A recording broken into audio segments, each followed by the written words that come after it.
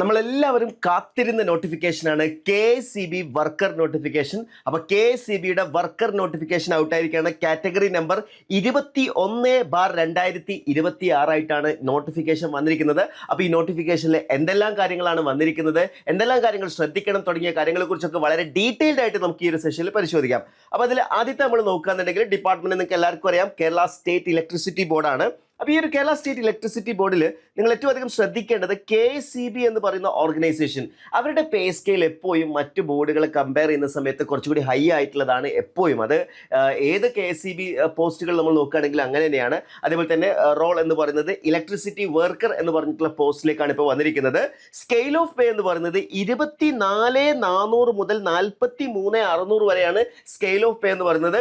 അതായത് ഗംഭീരമായിട്ടുള്ള ഒരു പേ സ്കെയിൽ തന്നെയാണ്. ഇൻ ഹാൻഡ് സാലറി 30,000 മുകളിലേക്ക് തന്നെയായിരിക്കും വരാൻ പോകുന്നത്. ഡയറക്റ്റ് റിക്രൂട്ട്മെന്റ് ആണ്. പക്ഷേ ഇത് ജില്ലാ തലത്തിലായിരിക്കും എന്ത് ചെയ്യുന്നുണ്ടാവുക, നിങ്ങൾ അപ്ലൈ ചെയ്യുന്നുണ്ടാവുക. ഓക്കെ, അപ്പോൾ ഇനി നമ്മൾ നോക്കുകയാണെന്നുണ്ടെങ്കിൽ ഏറ്റവും പ്രധാനപ്പെട്ട ഒരു ഡേറ്റയാണ്, അതായത് ഡിസ്ട്രിക്ട് വൈസ് വേക്കൻസീസ് എങ്ങനെയാണ് വരുന്നത് എന്നുള്ളതാണ്. അപ്പോൾ അതിൽ ഏറ്റവും കൂടുതൽ വേക്കൻസീസ് നമ്മൾ നോക്കുകയാണെന്നുണ്ടെങ്കിൽ KSEB വർക്കറിൽ ഏറ്റവും കൂടുതൽ വേക്കൻസീസ് വന്ന് നമ്മൾ ഓൾറെഡി പറഞ്ഞ കാര്യം തന്നെയാണ്, മാറ്റങ്ങളൊന്നും വന്നിട്ടില്ല. അതിൽ എറണാകുളം 139, കോഴിക്കോട് 117, ട്രിവാൻഡ്രം 101, അതേപോലെ ഇടുക്കി 96. ഇങ്ങനെയാണ് എന്ത് ചെയ്തിട്ടുള്ളത് വേക്കൻസീസ് ഏറ്റവും കൂടുതലുള്ള ഡിസ്ട്രിക്റ്റുകൾ നമ്മൾ എടുത്തു കഴിഞ്ഞാൽ ഹൈ ഹയറിംഗ് സോൺ എന്നാണ് ഞാൻ ഇതിനെ വിളിക്കുന്നത്. രണ്ടാമത്തത് മോഡറേറ്റ് സോൺസ് നോക്കുകയാണെന്നുണ്ടെങ്കിൽ കണ്ണൂർ 73, ആലപ്പുഴ 70, പാലക്കാട് 68, കോട്ടയം 64, മലപ്പുറം 64, തൃശ്ശൂർ 62 ആണ്. അതേപോലെ തന്നെ വേക്കൻസീസ് കുറവുള്ള സോൺസ് നോക്കുകയാണെങ്കിൽ കൊല്ലത്ത് 49, കാസർഗോഡ് 32, വയനാട് 26, പത്തനംതിട്ട 24 ആണ് ഉള്ളത്. അപ്പോൾ ഈ ജില്ലാതല നിയമനങ്ങളിൽ ഇപ്പോൾ പുതിയൊരു അമെൻമെന്റ് വന്നത് നിങ്ങൾക്ക് എല്ലാവർക്കും അറിയാം. നമ്മളൊരു ജില്ലയിലേക്ക് അപ്ലൈ ചെയ്യുന്നുണ്ടെങ്കിൽ സ്വാഭാവികമായിട്ടും അവിടെ നിന്ന് ട്രാൻസ്ഫർ കിട്ടാനുള്ള സാധ്യത കുറവായിരിക്കും. ട്രാൻസ്ഫർ കൊടുക്കരുത് എന്നുള്ള രീതിയിലാണ്, അതായത് ഒരു 10 വർഷത്തേക്കൊന്നും ട്രാൻസ്ഫർ കൊടുക്കുകയും ചെയ്യരുത് എന്നുള്ള രീതിയിലാണ് റൂൾസുകൾ ഉള്ളത്.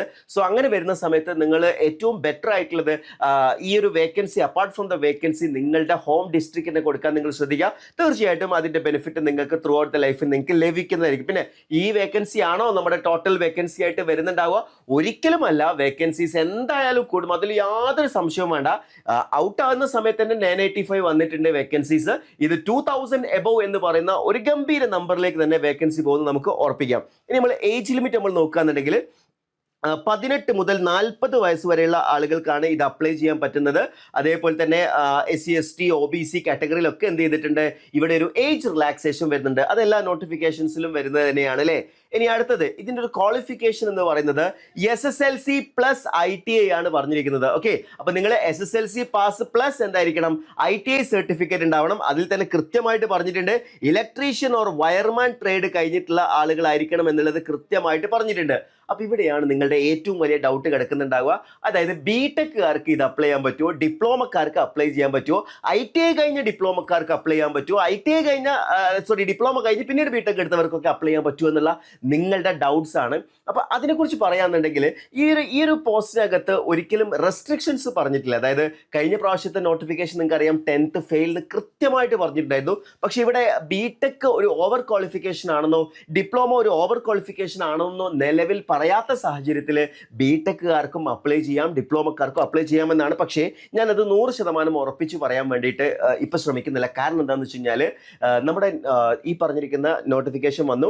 ഇനി നിങ്ങളുടെ വെബ്സൈറ്റിൽ വന്നു കഴിഞ്ഞാൽ നമ്മൾ അപ്ലൈ ചെയ്യാൻ തുടങ്ങും. ഇപ്പോൾ നിങ്ങൾക്ക് അപ്ലൈ ചെയ്യുന്നത് നോക്കിയാൽ കാണാൻ കഴിയില്ല. അപ്ലൈ ചെയ്യുന്ന സമയത്താണ് ഇക്വലൻ്റ് ഓർ ഹയർ ക്വാളിഫിക്കേഷനിൽ ITI വയർമാൻ പകരം BTech ഡിപ്ലോമ ഇലക്ട്രിക്കലൊക്കെ വന്നിട്ടുണ്ടോ എന്നുള്ളത് നമുക്ക് ചെക്ക് ചെയ്യാൻ പറ്റുള്ളൂ. അപ്പോൾ നിലവിലെ സാഹചര്യത്തിൽ നിങ്ങൾ 1-2 ദിവസം കൂടി നിങ്ങൾ വെയിറ്റ് ചെയ്യണം. അതായത് BTechക്കാർ ഡിപ്ലോമക്കാർ അപ്ലൈ ചെയ്യാൻ പറ്റുമോ ഇല്ലയോ എന്നുള്ളത്. അപ്ലൈ ചെയ്യാൻ പറ്റില്ല എന്നുള്ള ഒരു എന്താ പറയുക സ്റ്റേൺ ഡിസിഷൻ ഒന്നും നിലവിൽ വന്നിട്ടില്ല. പക്ഷെ അപ്ലൈ ചെയ്യണോ എന്നുള്ളത് നമുക്ക് എന്ത് ചെയ്യാം, അപ്ലിക്കേഷൻ ടൈമിൽ അതുമായി ബന്ധപ്പെട്ട കൂടുതൽ കാര്യങ്ങൾ നിങ്ങളുമായിട്ട് ഷെയർ ചെയ്യുന്നതായിരിക്കും. അതേപോലെ ഏത് ഡിസ്ട്രിക്ട് സെലക്ട് ചെയ്യണം എന്നുള്ളതിനെ കുറിച്ച് നിങ്ങൾക്ക് കൺഫ്യൂസ്ഡ് ആണെങ്കിൽ അതിന് റിലേറ്റഡ് ആയിട്ട് നമുക്ക് കൂടുതൽ ഡിസ്കഷനിലേക്ക് പോകേണ്ടതായിട്ടുണ്ട്. പിന്നെ ഫിസിക്കൽ സ്റ്റാൻഡേർഡ് ഇവിടെ പറഞ്ഞിരിക്കുന്നത്, ഒന്നാമത്തെ കാര്യം മെയിൽ കാൻഡിഡേറ്റ്സിൻ്റെ ഹൈറ്റ് പറഞ്ഞിരിക്കുന്നത് 157.48 സെൻറ്റിമീറ്ററും ഫീമെയിൽ കാൻഡിഡേറ്റിൻ്റെത് പറഞ്ഞിരിക്കുന്നത് 144.78 ആണ് ഇവിടെ പറഞ്ഞിരിക്കുന്ന ഹൈറ്റ്. അപ്പോൾ ഈ ഒരു ഹൈറ്റ് നിങ്ങൾക്കുണ്ടോ എന്നുള്ളത് നിങ്ങൾ ചെക്ക് ചെയ്യുക. അതേപോലെ മെഡിക്കൽ റിക്വയർമെന്റ് വിഷൻ എന്ന് പറയുന്നത് must be normal and entirely free from colour blindness ആണ്. അപ്പോൾ ചില ആൾക്കാർക്കുള്ള ഡൗട്ടാണ് കണ്ണട ഉപയോഗിക്കുന്ന ആളുകൾക്ക് അപ്ലൈ ചെയ്യാൻ പറ്റും, ഒരു പ്രശ്നവുമില്ല.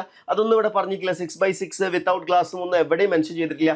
പക്ഷേ കളർ ബ്ലൈൻഡ്നെസ് ഉണ്ടാവരുത്, നോർമൽ ആയിരിക്കണം എന്നാണ് പറഞ്ഞിരിക്കുന്നത്. Okay, right. അപ്പോൾ അതിൻ്റെ ഒരു ഡോക്യുമെന്റ് ഫോർമാറ്റ് ഉണ്ട് കേട്ടോ. അതായത് നിങ്ങളുടെ ഹൈറ്റ് ഇതാണ്, നിങ്ങളുടെ അതേപോലെ തന്നെ വിഷൻ ഇങ്ങനെയാണെന്നൊക്കെ പറഞ്ഞിട്ടുള്ള ഒരു ഫോർമാറ്റ് നോട്ടിഫിക്കേഷൻ്റെ കൂടെ വന്നിട്ടുണ്ട്. ഓക്കെ, ദെൻ ഇതിലൊരു പ്രാക്ടിക്കൽ അസസ്മെന്റ് ടെസ്റ്റ് ഉണ്ട്. അതായത് പോൾ ക്ലൈംബിംഗ് സ്കിൽ എന്ന് പറയുന്നത് 8 മിനിറ്റ് കൊണ്ട് നിങ്ങൾ എന്ത് ചെയ്യണം, 9 മീറ്റേഴ്സ് എന്ത് ചെയ്യണം, ക്ലൈംബ് അസെൻഡ് ആൻഡ് ഡിസെൻഡ് വേണം എന്നുള്ളതാണ്.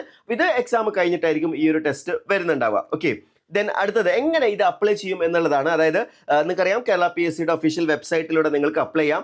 അതിൽ അപ്ലൈ ചെയ്യാനുള്ള ലാസ്റ്റ് ഡേറ്റ് എന്ന് പറയുന്നത് 3/6/2026 Wednesday up to midnight ആണ്. അതായത് 3/6/2026. ഒരു പക്ഷേ 1-ാം തീയതിയോ 2-ാം തീയതിയോട് കൂടിയൊക്കെ ആയിരിക്കും എന്ത് ചെയ്യുന്നുണ്ടാവുക, നിങ്ങൾക്ക് ഈ ഒരു അപ്ലിക്കേഷൻ വെബ്സൈറ്റിൽ സ്റ്റാർട്ട് ചെയ്യുന്നുണ്ടാവുക. അതുകൊണ്ടാണ് ഈ ഒരു ടൈം ലൈൻ വന്നിട്ടുണ്ടാവുക. 3-ാം തീയതി എന്നാണ് ഇവിടെ പറഞ്ഞിരിക്കുന്നത്. അപ്പോൾ 2-ാം തീയതിയോ 3-ാം തീയതിയോ ആയിരിക്കും നമുക്കൊരു പക്ഷേ എന്ത് ചെയ്യുന്നുണ്ടാവുക, വെബ്സൈറ്റിൽ അപ്ലിക്കേഷൻ വരുന്നുണ്ടാവുക. സ്വാഭാവികമായിട്ടും വെബ്സൈറ്റിൽ അപ്ലിക്കേഷൻ വരുന്ന സമയത്താണ് നമുക്ക് ഹയർ ക്വാളിഫിക്കേഷൻ കൊടുക്കാൻ പറ്റുമല്ലോ എന്നുള്ളത് ഞാനൊരു ഫൈനൽ കൺഫർമേഷൻ പറയുന്നുള്ളൂ.